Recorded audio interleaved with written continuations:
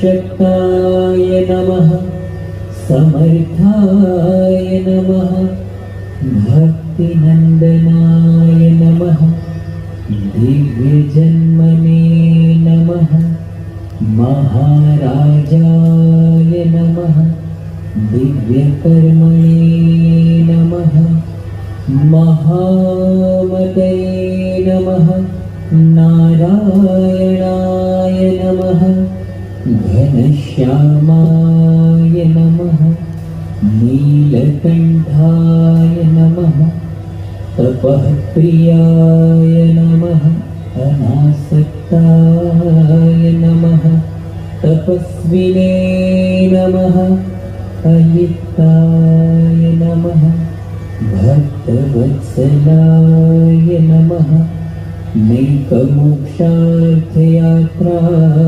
नमः।